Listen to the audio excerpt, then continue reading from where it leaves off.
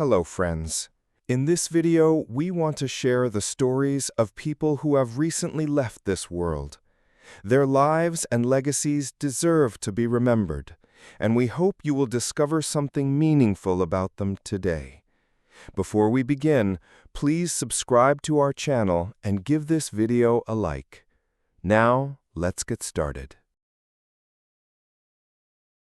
Died on September 15, 2025. Jim Edgar was a respected American statesman, remembered for his calm leadership, moderation, and steady hand in guiding Illinois through an era of both challenge and change.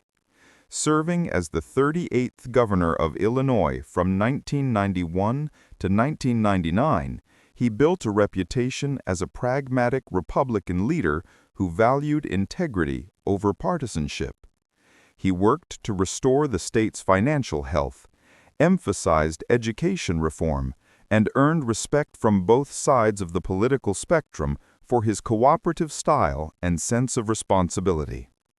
To many, he embodied an older tradition of politics where service meant listening, balancing, and seeking solutions rather than conflict. James Robert Edgar was born on July 22, 1946, in Vinita, Oklahoma, and grew up in Charleston, Illinois, after his family moved there during his childhood. His early life was not without hardship. His father died in a car accident when Jim was still young, leaving his mother, Betty, to raise him and his brothers largely on her own. These early struggles gave Edgar a sense of resilience and an appreciation for the quiet strength of family and community. At Charleston High School, he was active, ambitious, and drawn to leadership roles, qualities that carried over into his years at Eastern Illinois University. There, he studied history, served as student body president, and sharpened the skills of diplomacy and persuasion that would later define his public life. His political career began in earnest in the 1970s, when he was elected to the Illinois House of Representatives in 1976. Though his tenure in the legislature was brief, it revealed his aptitude for governance and his ability to build trust across party lines. Soon after, he was appointed to serve in the administration of Governor Jim Thompson, first as a legislative liaison and later, in 1981, as Secretary of State. Edgar went on to win 2 full terms in that office, serving for nearly a decade. He was known there for practical reforms, strengthening laws against drunk driving, introducing mandatory liability insurance for drivers, and modernizing the office to make it more efficient and accountable to the public. By the time he assumed the governorship in 1991, Jim Edgar had established himself as a leader of quiet determination and steady vision, ready to take on the greater challenges of steering Illinois through uncertain times. Died on September 14, 2025. Beverly Thompson was a Canadian journalist and broadcaster whose warmth, professionalism, and credibility made her one of the most familiar faces on Canadian television. For decades, she informed and guided audiences with clarity and compassion, bringing both the day's hard news and human stories into the homes of viewers across the country. Her legacy lies not only in the interviews she conducted or the headlines she reported, but also in the trust she earned from generations who relied on her voice each morning. Born on September 15, 1960, in Toronto, Ontario, Beverly grew up with an interest in storytelling and communication. She pursued her education in radio and television broadcasting, determined from an early age to carve out a place for herself in the media landscape. Her career began in local newsrooms, where she proved herself with persistence, skill, and a keen sense of empathy. Over time, she rose steadily through the ranks, becoming a household name as co-host of popular national morning programs. What distinguished Beverly Thompson was not only her professionalism, but also her ability to connect on a human level. Whether interviewing politicians, covering breaking news, or sharing personal stories of struggle and triumph, she approached every assignment with a balance of rigor and compassion. Viewers often spoke of her warmth, her calm presence in difficult moments, and her ability to make complicated issues understandable. Behind the camera, she was equally admired by colleagues for her generosity, mentorship, and unwavering dedication to teamwork. Her career spanned decades of profound change in Canadian media, yet she remained a constant presence, steady, trustworthy, and committed to serving the public. She also became a strong advocate for health awareness, lending her voice and influence to campaigns that encouraged early detection and support for those facing serious illnesses. Beverly Thompson's passing marks the loss of a voice that guided Canadians through morning routines, breaking news, and countless human stories. She will be remembered not only as a broadcaster, but as a compassionate communicator whose grace, intelligence, and sincerity left an indelible mark on Canadian journalism. Died on September 15, 2025, Susana Agostini was a Brazilian model, actress, and television personality whose career reflected elegance, charisma, and an enduring connection with audiences. Known for her striking beauty and magnetic presence, she became a recognizable figure in Brazilian entertainment, admired not only for her work on screen and in fashion, but also for the warmth and authenticity she brought to every appearance. Her life was a blend of artistry, public attention, and personal resilience, and she leaves behind a legacy that continues to inspire those who followed her career. Born in 1965 in Brazil, Susana grew up in a family that valued both tradition and ambition. From a young age, she was drawn to performance and self-expression, showing an interest in modeling and the arts. Her natural grace soon opened doors into the world of fashion, where she quickly became known for her ability to embody both sophistication and relatability. Opportunities in television and acting followed, where her charm and professionalism allowed her to stand out in a competitive industry. Throughout her career, Susana balanced the glamour of public life with the challenges that came with it. She worked in front of cameras not only as a model, but also as a television presenter and actress, building a career that touched multiple aspects of Brazilian media. Audiences connected with her because she never seemed distant. She carried herself with confidence, but also with approachability, making viewers feel included in her world. Colleagues described her as generous, disciplined, and devoted to her craft, someone who brought both professionalism and joy to every project. Beyond her professional achievements, Susana was admired for her resilience in the face of personal struggles and for her ability to remain grounded despite the pressures of fame. She represented an era of Brazilian entertainment that combined glamour with authenticity, leaving an impression that lasted long after the spotlight moved elsewhere. Her passing is felt as a profound loss, but her legacy endures in the photographs, performances, and memories she created, and in the inspiration she gave to younger generations seeking to follow a similar path. Susana Agostini will be remembered as a woman of beauty, talent, and strength, whose presence enriched Brazilian culture and whose memory will remain alive in the hearts of those who admired her.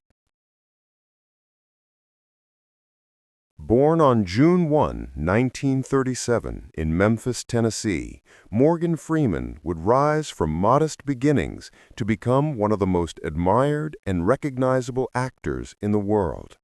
His name today is synonymous with dignity, wisdom, and a voice that has become part of global culture.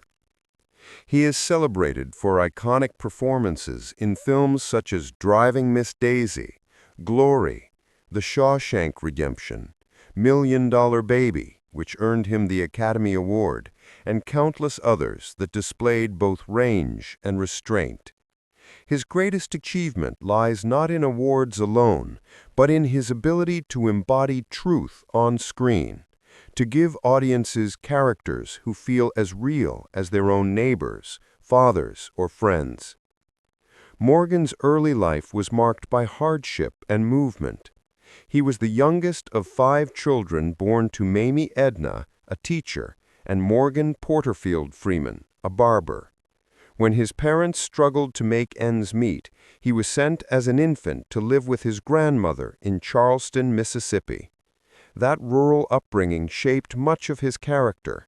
The close-knit community, the lessons of resilience, and the quiet dignity of ordinary people became the foundation of the authenticity he later carried into his acting. As a boy, Freeman was curious and energetic, but also contemplative.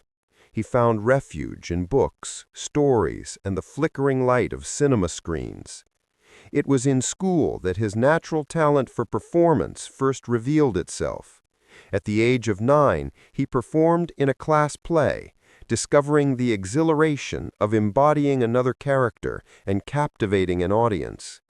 Teachers encouraged him, sensing both his intelligence and his rare ability to connect with others through expression. Though he excelled in performance, his adolescence was not an easy path.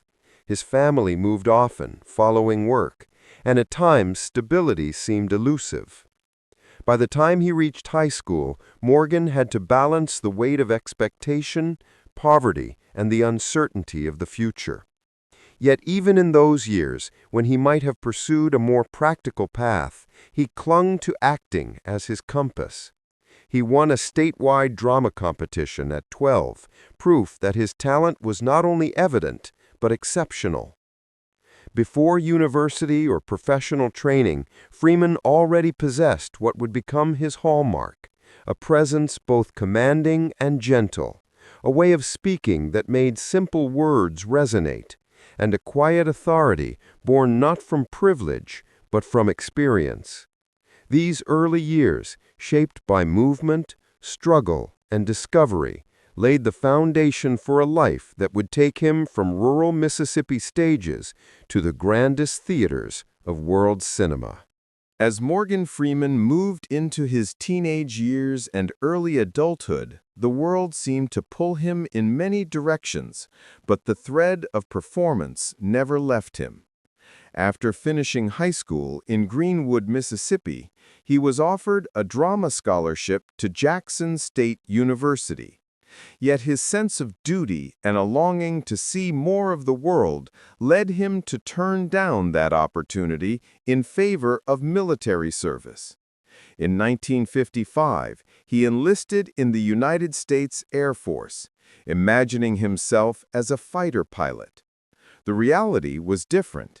Instead of soaring through the skies, Freeman found himself working as a radar technician. The precision and discipline of the Air Force shaped his character, but he quickly realized that flying jets was not his destiny. What he missed was the immediacy of storytelling, the freedom of expression he had discovered as a child on stage. After several years, he left the military, carrying with him both discipline and a renewed clarity. His true path lay in acting. In the late 1950s and early 1960s, Freeman moved to Los Angeles, determined to study the craft he had once set aside. He enrolled in acting classes at Los Angeles City College, where he studied not only performance, but also dance and voice. These years were filled with struggle. Money was scarce, auditions were difficult to land, and rejection was constant. Yet Freeman treated each setback as part of his education, building resilience alongside skill. He also took classes in New York and immersed himself in the vibrant world of theater, where the energy of live performance reminded him of why he had chosen this path. Small opportunities began to appear. He worked as a dancer in the 1964 World's Fair and in San Francisco nightclubs, showcasing his versatility and stage presence. His commitment led to roles in regional theater, and slowly his name began to circulate among those who recognized his seriousness and talent. By the mid-1960s, he was appearing in off-Broadway productions, testing himself in roles that demanded both physicality and emotional honesty. Though the climb was steep, these early steps solidified Freeman's identity as an actor. He was not chasing glamour. He was building a foundation. Every class, every small stage, every rejection and minor success added to the depth that audiences would one day see on screen. His youth and military years had taught him patience. His studies gave him craft, and his persistence ensured he would not abandon the dream. By the end of this chapter of his life, Morgan Freeman had moved from a boy in Mississippi with a gift for storytelling to a young actor in America's biggest cities, steadily preparing himself for the breakthrough that lay ahead. By the 1970s and 1980s, Morgan Freeman's persistence finally began to pay off in ways that reached larger audiences. After years of honing his craft in small theaters, he landed steady work in children's television, joining the cast of The Electric Company in 1971. For nearly a decade, he played characters like Easy Reader and Vincent the Vegetable Vampire, bringing joy and literacy to millions of children. Though it was not glamorous work, it gave Freeman visibility, financial stability, and the chance to sharpen his screen presence. At the same time, he continued to return to the stage, where his performances in Shakespeare and modern dramas won critical attention and established him as a serious actor. Theater became his proving ground. In 1978, he earned acclaim for his role as Zeke in The Mighty Gents, and later in Coriolanus and Driving Miss Daisy. He showed a remarkable range, from classical power to quiet humanity. These stage successes paved the way for his film breakthrough in the late 1980s. His supporting role as a volatile pimp in Street Smart, 1987, earned him an Academy Award nomination for Best Supporting Actor, instantly changing how Hollywood saw him. Freeman was no longer just a dependable stage actor or a friendly television face. He was a formidable presence in film. The 1990s became the decade that secured his legend. He played Sergeant Major Rollins in Glory, reminding audiences of the dignity of African American soldiers in the Civil War. In 1989, he also brought Driving Miss Daisy to the screen, reprising his stage role as Hoke Colburn, a chauffeur whose quiet grace and wisdom made him unforgettable. In 1994 came The Shawshank Redemption, where his portrayal of Ellis "Red" Redding became one of the most beloved performances in cinema history, his narration turning into one of the most iconic voices in film. And in 2004, his performance in Million Dollar Baby won him the Academy Award for Best Supporting Actor, the long-awaited recognition of decades of work. Beyond awards and roles, Morgan Freeman became a cultural presence. His voice, deep and resonant, was sought for documentaries and narration, becoming almost synonymous with wisdom itself. He moved easily between genres, from thrillers like Seven to action blockbusters and historical epics. He also took on leadership roles within the film industry, supporting emerging artists and using his influence to encourage more inclusive storytelling. In the later years of his career, Freeman continued to work steadily, refusing to retire, always seeking new challenges. He appeared in films big and small, lent his voice to global projects, and remained a fixture in public life. His journey from a poor boy in Mississippi to one of the most respected actors on the planet became a story of inspiration, a reminder of the power of resilience and dedication.